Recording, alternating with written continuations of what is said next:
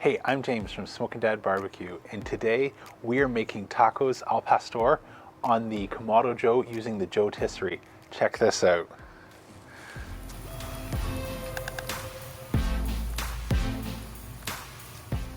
This is gonna be a good one. You're not gonna miss this. Yes! So we started this cook yesterday where we found 2 pork butts on sale. And so to get ready for today's cook, I'll take you back in time and show you how we trimmed up these pork butts. We cut them into about 1/2 inch thick slices and prepared our marinade. Now you could do this for as little as 2 hours and you'd still be good to go. But if you've got the time, that overnight marinade makes a world of difference. I'll be sure to put all the details on the side screen so you can recreate this recipe. So to all my Mexican friends, be nice on the comments, as I know we're going horizontal instead of vertical, as well as changing a few things up in the marinade. But I absolutely love this flavor profile, and I think it's going to make some amazing tacos. Okay, so we've already got our fire going with coals banked towards the back. What I'm gonna do now is just show you a little trick in terms of figuring out where to put our first clamp on the spit. So what I'm gonna do is I'm just gonna slide that in, put it in our JoeTisserie here as if it was on, and slide that into position, and then I can figure out where I want this to be on the grill. I always guess wrong, and then it's hard to adjust once we've filled this up with our meat and our pineapple. And so what I want to do is aim for about here so that it's going to sit right in the middle of the firebox. So I'll just go ahead now, get that a little bit closer. That looks good to me. And then tighten that up. And now we can remove that, take this inside, and know that's exactly where we want to come for depth. If you're always going to use this position, you can just go ahead and actually put some black marker on your spit and make it easier to find these positions. But since I'm often cooking different size things, I like to just use that little test fit hack. Let's go inside and build our taco al pastor. Okay, so let me show you the game plan to make assembly really easy here. What I've done is I've just put a kitchen towel underneath a plastic bag, and then we've gone outside already and measured where we want to go on our spit for depth. So I'm just going to open this up and poke through somewhere right about the middle, like so. Then, to help hold everything into position and just make it really easy for assembly, I'm just going to use some clamps like this. Cover back up with our bag, and now that'll be nice and easy and a pretty stable surface for building our taco al pastor. Let's go ahead and prep our pineapple. Okay, so now that we've got our pineapple prepared, let's go ahead and slide one of these right down like so.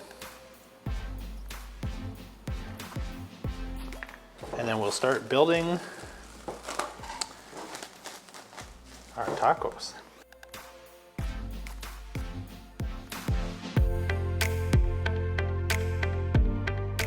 Okay, so let's go ahead and get our taco al pastor on the JoeTisserie. Our grill is up to about 350 degrees, which is exactly where I want it for this cook. So I actually think it'll be easier to just take the base, slide that on before we lift, and then lift and drop into position here. Perfect. Spacing looks good. Let's go ahead and turn that on.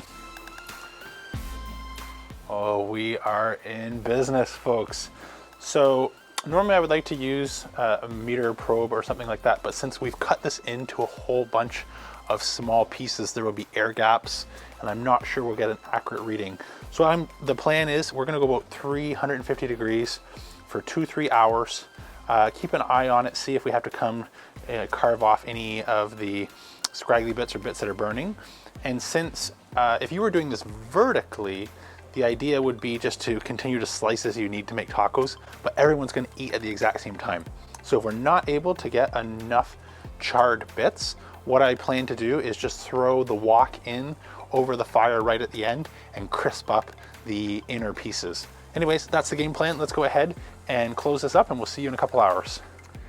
Okay, our JoeTisserie has been working some magic over the last 2 hours, and the outside is getting that amazing caramelization that we're looking for, bit of char and texture, and it's also probing right around 190 degrees Fahrenheit, which is exactly what I want. So let me bring the camera a little bit closer. I can show you what I'm seeing, and I'll also show you the game plan on how we're gonna keep everything warm while we try and char the inside a little bit more before serving it up in about an hour's time. Okay, so the game plan is we've got this cast iron wok that's been preheating, so it's nice and warm in our Kamado Joe Big Joe, running just over 200 degrees. And so what we're gonna do now is turn off the JoeTisserie, take it out, carve off the outside layer, put it back on, and let this stay warm in the Big Joe. Okay, so that looks good. Let's just go ahead and put this back on, and then I'm also gonna check the tightness just to make sure I don't need to push this any tighter so we don't lose any straggly pieces. Actually, I see a little bit more I could take right here that might fall. All right, that's good. We'll let that crisp up and I'll move the camera while we throw this on the Big Joe. Okay, so I've got this set up direct, but on the top position of the divide and conquer rack using the X accessory ring. I'm just gonna throw that on, keep it warm. All right, so now that we've assembled our taco, did a little bit of homemade guacamole, some spicy pico to go with that spice profile on our al pastor, along with some fresh cilantro. Let's dig in and see how it tastes. Love this part. Corn tortillas, by the way, from our local fresh market. That looks pretty good. Oh my word. There's no way I'm putting this down. Sorry, back to fast forward.